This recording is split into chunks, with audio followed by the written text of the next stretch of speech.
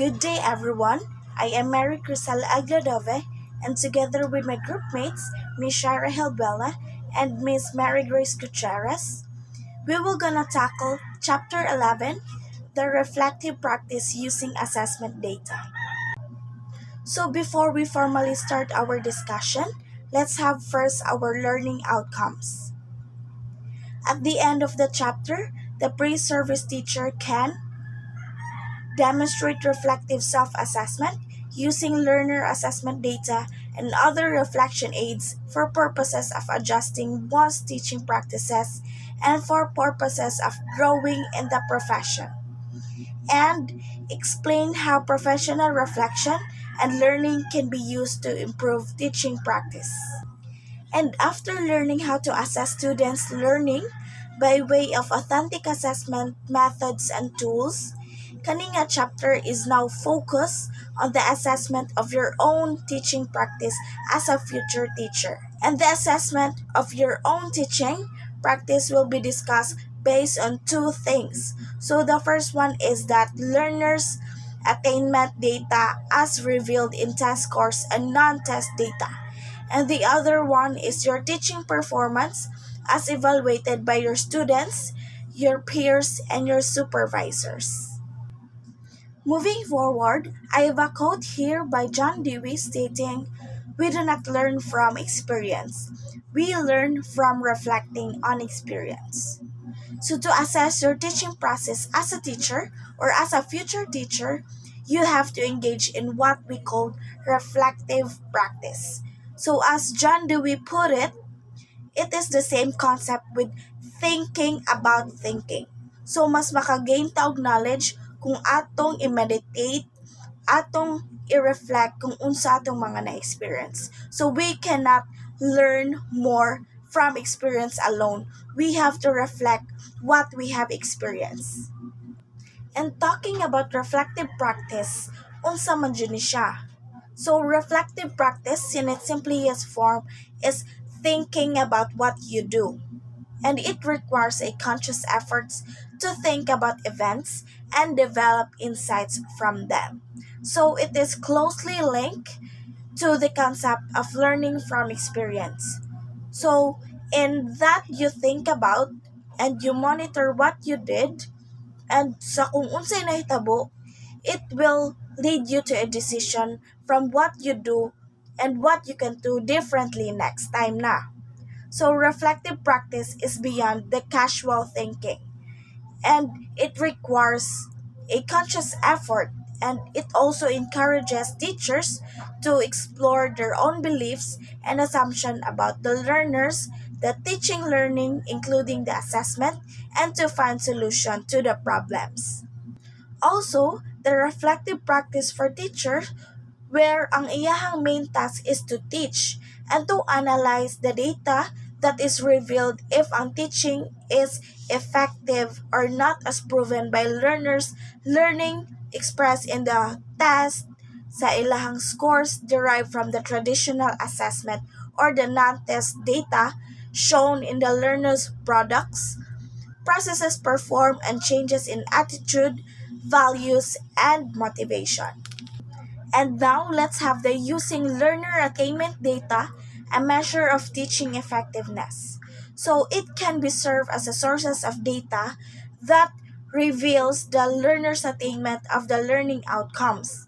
So the learner's attainment data serve as the measure of the teacher kung nakakuha ba jud ang iyahang mga estudyante. So they can be analyzed to monitor and evaluate learners' progress and achievement. They are the result of the effective teaching. So, let us take a look at the different documents that teachers can use to monitor learners' performance. And first, we have the Daily Lesson Log or DDL. The DDL shows the lesson for each day with index of mastery computed accurately.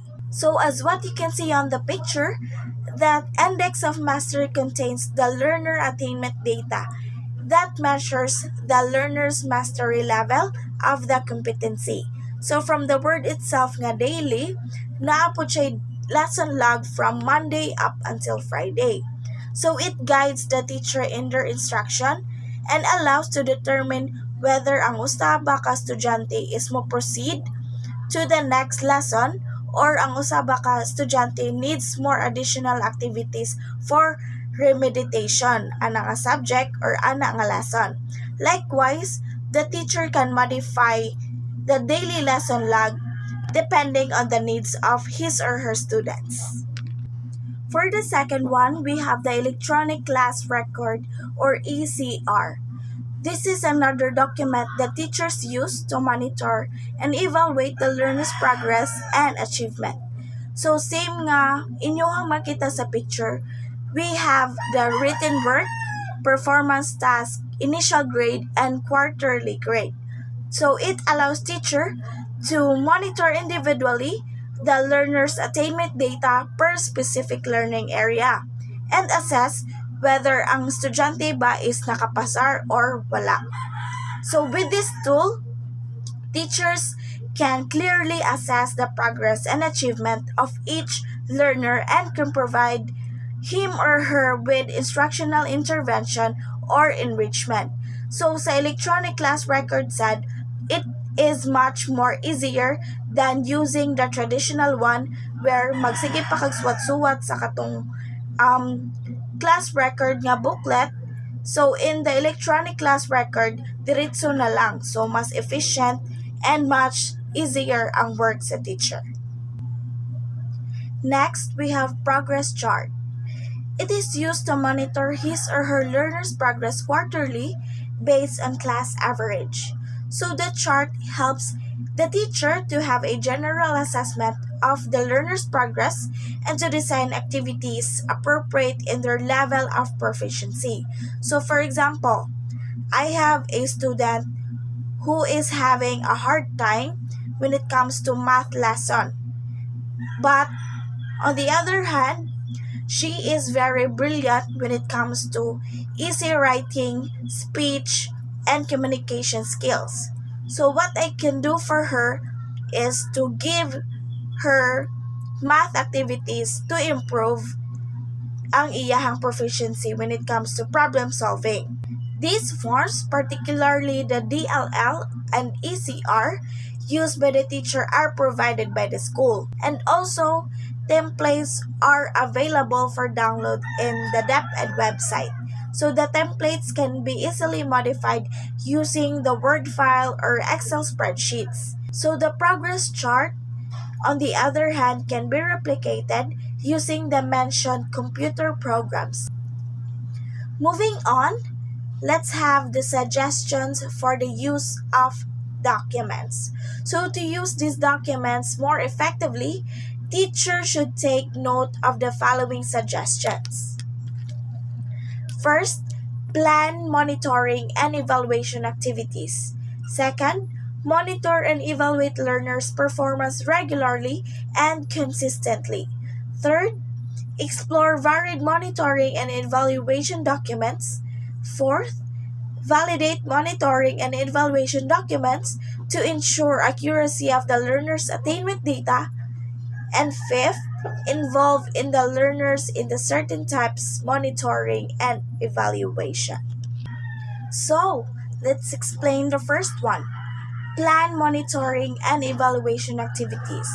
So, bago pa man musugod ang school year, we may identify monitoring and evaluation activities to be conducted daily, weekly, quarterly, and yearly.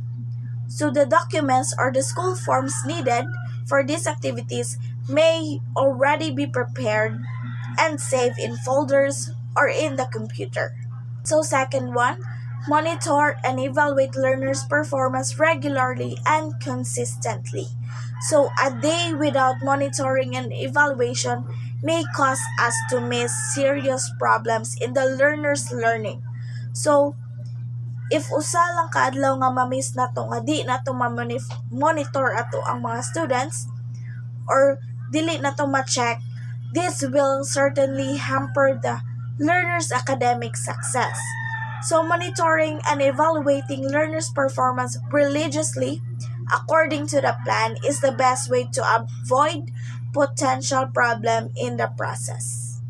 So third, explore varied monitoring and evaluation documents.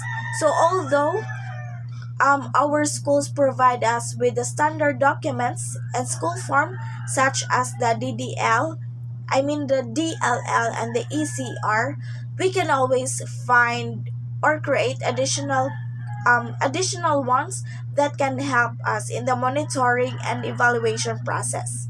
So for an instance, we may also use kanang daily checklist in order to evaluate the process or to track our learners' performance. And another strategy is to have an anecdotal record of each learner in order to gain a more individualized assessment of learners' progress. And the fourth one, validate monitoring and evaluation document to ensure accuracy of learner attainment data. A number of monitoring and evaluation documents may be used. However, we must ensure that these documents are validated and reliable, such as those nga gi-provide sa DepEd. So, as a teacher, we must do our research and testing of the assessment documents before nato siya i-implement or gamiton sa ato ang mga learners to evaluate accurate and fair. So for the last one is involve the learners in certain types of monitor and evaluation. So monitoring and evaluation is definitely hard work, especially for us teachers and labaw na sa katong naghandle og mas dako nga klase or mas naghandle og daghan nga mga estudyante. As a strategy, we may also instruct our learners to have a group or peer monitoring within the class and check their progress weekly. So this may help the learners become more conscious of the quality of their performance and aim for a higher achievement. At this point, we're gonna talk about other ways of evaluating learner achievement.